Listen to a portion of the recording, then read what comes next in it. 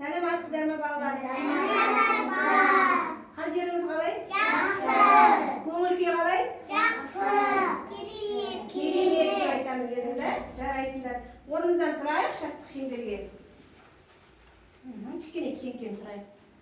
Ал қанеки, ал балалар тұрайық. Үлкен шеңбер құрайық. Құрайық. Үлкен шеңбер құрайық. Кереге боп киіріліп, Оқтар боп иіліп, иіліп, қазақ киіз үйді үйді құрайық. құрайық. Жарайсыңдар, отыра қойыңдар ондарыңызға.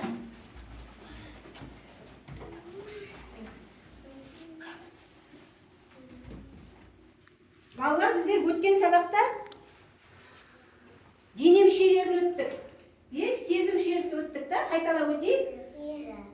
Қазір мына сәйкестендір тапсырмасын орындаймыз да. Бірінші айтайық, көз. Қандай мүше? Көру мүшесі да.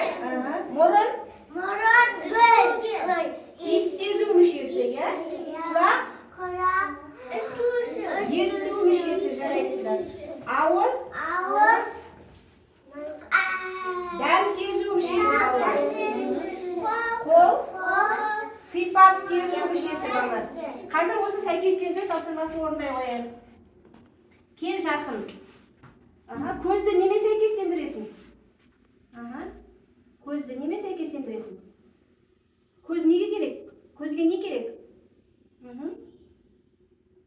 Көзілдірікпен сәйкестендіреміз да? Бізге көзді күннен қорғану үшін көзілдірік керек. Келесі?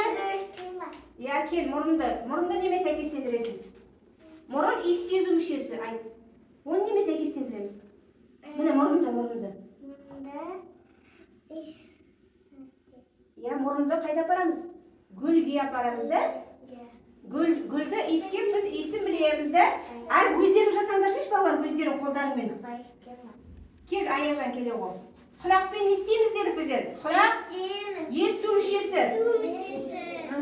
Құлақ қайда неме сәйкестендіресің? Иә, құлақпен қоңыраудың дауысын естейміз? Естейміз, жарайсыздар. Келе ғой. Анел, ауыз. Дәм сезу мүшесі. Оны қайда алып барасың? Неме сәйкестендіріп жатыр балалар? Балмұздақпен сәйкестендіріп жатыр. Біз жегенде балмұздақтың дәмін жейміз. Жақсы, Кәусар, келе ғой. Қол. Сипап сезу мүшесі. Оны неме сәйкестендіресің? Мамықты. Ұстағанда біздер қандай екенін білеміз оның? Жұмсақ екенін білеміз, иә, жарайсыңдар. Міне біздер өткен сабақты қайталадық. Яғни балалар, өткен сабақта біздер сіздерге Абдрахман Асылбектің мүше деген өлеңін жатқа айтуға бердім. Кім айтады? Хидаят айта ғой. Аяғын сүйіп отыр. Екі аяғын салуырса, асулардан асасын. Иә, екі қолың. Екі қолын салуырса, Иә, жақсы заттар. жақсы заттардан асарсың. Жасарсың. Кім жалғастырады тағы да? Айбейбі жалғастыра ғой. Иә, екі көзің. Екі көзің Шырағың. көру үшін жасалған. Естіп екі құлағын тәттәуінен наралған. Жарайсыңдар. Жарайсыңдар. Біздер өткен сабақты дене мүшелерін қайталап алдық, жарайсыңдар балалар. Енді бүгінгі сабақтың тақырыбын ашу үшін қараңдаршы. Не көріп тұрсыңдар? Киіз үй. Енді мен сендерге жұмбақ қоям, тыңдап алыңдар. Не туралы айтып тұр екен? Киіз үйде әкем, шешем тұрады, қайталамаймыз. Ата, әже, бауырым, бәрі бірге қосылып, бір ұғымды құрады. Сонда киіз үйде үйлерде кім тұрады, кімдер тұрады? Ата, әже, әке, шеше. Олардың барлығын бір атаумен қалай атаймыз деп тұр жұмбақта? Отбасы деп айтаймыз, жарайсыңдар балалар. Бүгін біздер отбасы туралы айтамыз сабағымызда. Иә? Міне сіздерге балалар бүгін қонаққа кім келді? Әже келді. Айғаным әже сіздерге видео жолдаған. Сіздерге сол видео арқылы тапсырмалар жіберген. Соны орындап біздер қазір оны видеоға түсіріп, сол әжеге қайтадан жібереміз де, жақсылап тапсырмаларды орындаңдар, тыңдаңдар әжені. Айналайын немерелерім, дыбыстық жаттығуларды қайталап, отбасы мүшелерімен танысып алыңыздар. Не қыл дейді?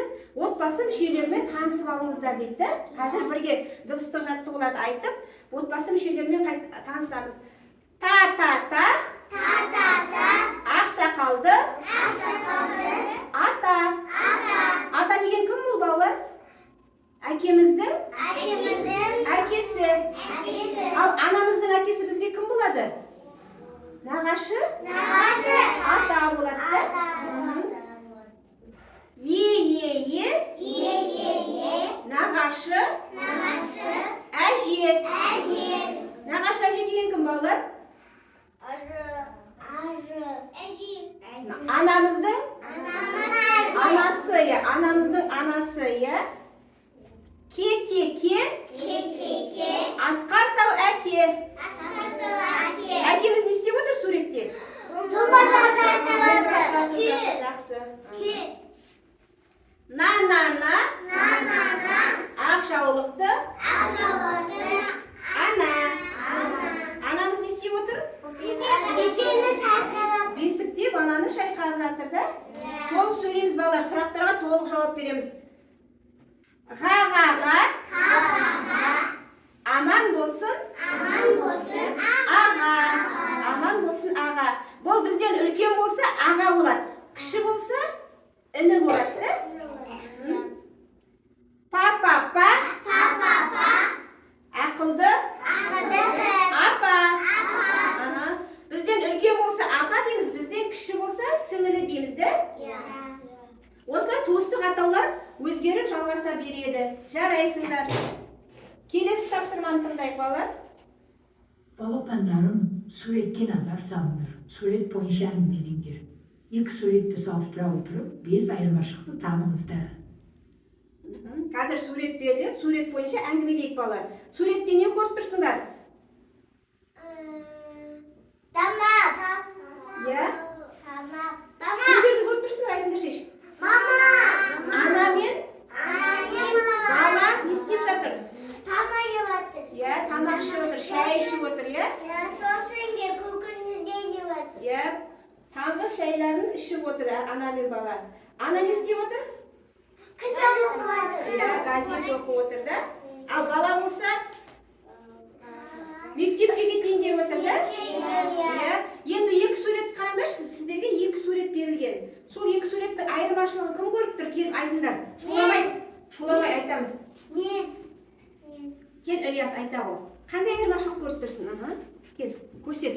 Қандай айырмашылық көріп тұрсың? Екі сурет бірдей ме, қараш?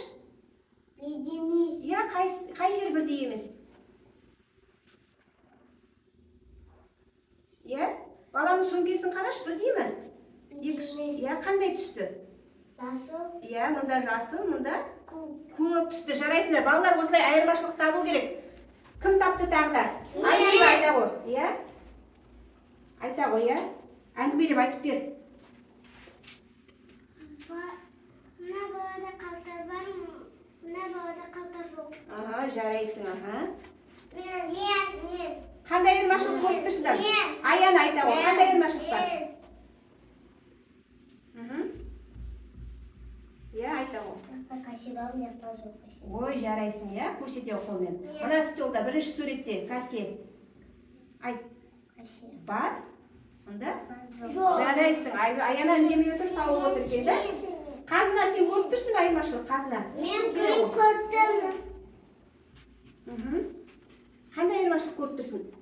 Бөлкен нандарды санаш? Бірінші үстелде неше нан бар? Міне бірінші үстелде неше нан бар, санаш? Екеуі бар, ал екінші үстелде? Үшеуі бар екен. Сондай айырмашылық байқадың ба сен? Мен көрдім. Мен де көрдім. Ал қандай айырмашылық бар? Хидаят?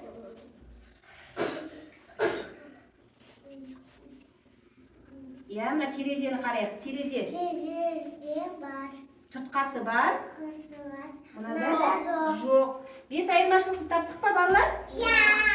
Бірінші айырмашылық сөмке, екінші қалта, терезенің тұтқасы, сосын кәсе, сосын тоқаштарда айырмашылық бар екен. Жарайсыңдар, балалар, бес айырмашылықты таптық. Бұл отбасы таңғы ас ішіп отыр екен, е? Енді қараңдар, суретте кімді көріп тұрсыңдар? Папа демейміз, қазақша айттық қой жаңа. Әкемізді көріп тұрып. Әкеміз біздің тірегіміз, отбасымыздың танасы. Бұны қараңдар, әкеміз бізбен ойнайды, бізге көңіл береді, да? Мына суретте әкеміз не істеп жатыр? Балаларын ойнатып жатыр екен, да? Біздің әкеміз күшті ғой, білесіңдер ме? Күші көп, біздің қорғанымыз, да? Қазір сендер 10-ға дейін санау білесіңдер ме? Мына әкеміз бізге сергіту жасайықшы дейді. Бірге сергіту жасаймыз қазір, да? Әкемізбен бірге, қараңдар, әкелерің отырып тұрады. Екі баланы көтеріп, отырып тұрып сергіту жасай алады, қараңдар. Міне, қараңдар, отырып тұрып сергіту жасай алады, да, әкеміз? Қазір осылай сергіту жасап алайық әкемізбен бірге, да? Санаймыз сосын, әкеміз неше рет отырып тұрады екен, бірге айтамыз. Орнымыздан тұрайық, бір қадам алға шығамыз, бір қадам алға тырыспай, кішкене кеңірек, кеңірек, жарқын, кеңірек қозғалсаңдаршы, қозғалыңдар. Әкемізбен бірге санап сергіту жасаймыз, ал. Бір, әкеміз отырғанда отырамыз. Екі. Отырамыз, екі дегенде, е. Үш. Төрт. Қыштап отырамыз. Бес. Алты. Жеті. Сегіз. Тоғыз. Он. Жарайсыңдар. Әкемізбен бірге кішкене сергіп алдық, да?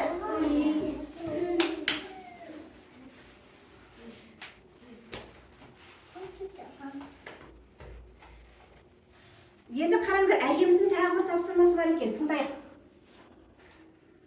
Саусақ жаттығуларын қайталау арқылы жаттап алыңыздар. Балапандар.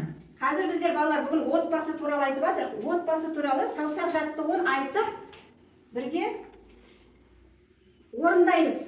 Мына жерде сіздерге қол берілген, да? Осы қолға мына жерде сақиналардан отбасы мүшелері берілген.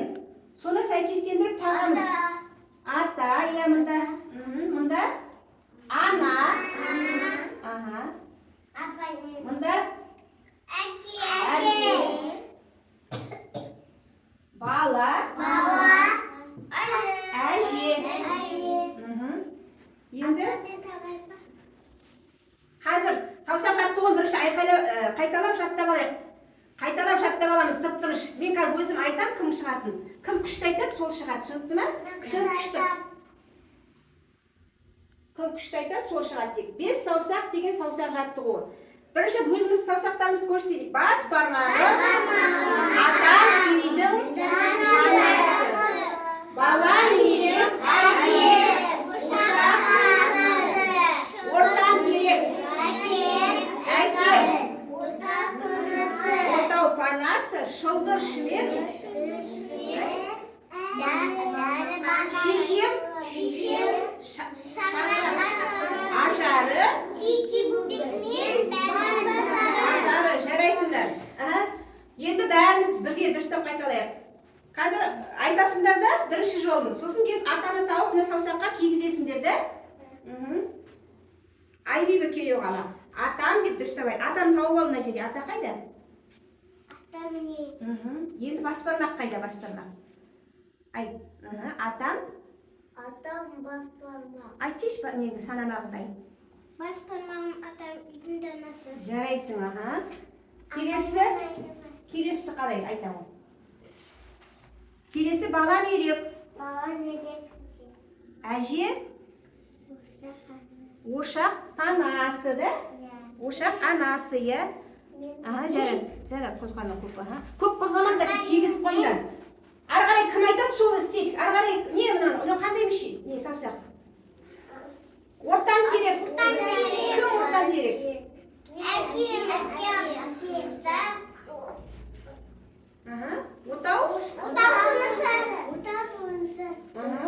тынысы. Аяжан айта ғой. Ортан терек. Әкем. Отау. Анасы. Келесі. Анел келе ғой, иә? Шылдыр шүмек. Шешем. Қалай? Шаңырақ. Ажары. Ананы тағасың ғой, ананы. Шеше деген ана.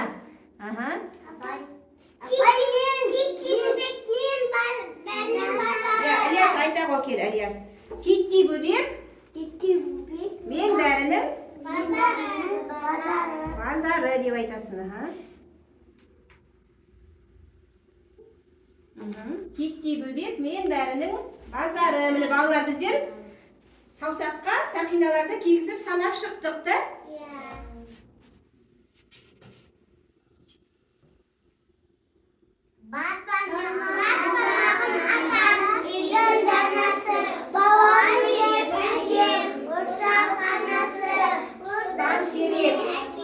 Отау,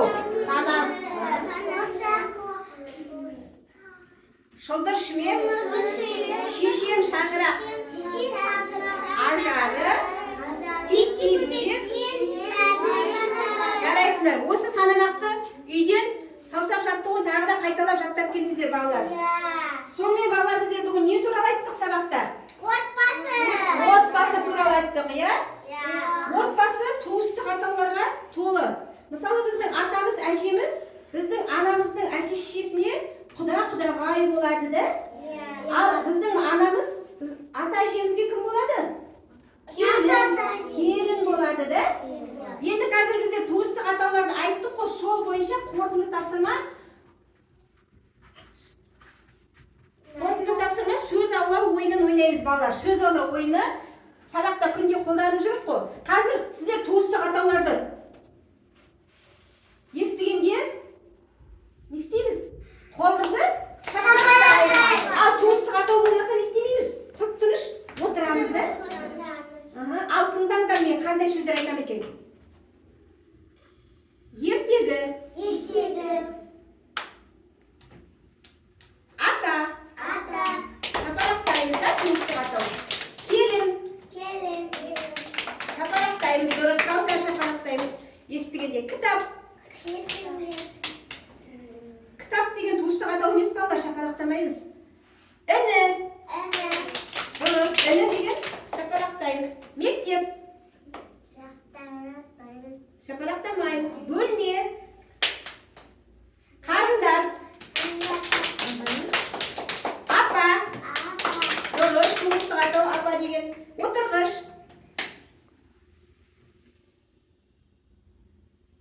Ойыншық. Ойыншық деген туыстық атау ма? Нағашы. Я, нағашы дұрыс. Құда. Я, туыстық атау. Сабақ. Аға. Қол. Бас. Бас деген туыстық атау ма? Әке. Жарайсыздар. Әлі де туыстық атаулар түсіну үшін үйден балалар. Үйден сұрап келеміз. Құда деген кім, жиен деген кім, бөле деген кім да? Үйдегі ата-аналарымыздан айты кім? Айдина, тұрыштау кім? Үйден сұрап келеміз. Және саусақ жаттығулары үйден тағы да қайталап келеміз. Келесі сабақта жатқа айтып бересіңдер. Жарай ма балалар? Жақсы, сау болыңыздар.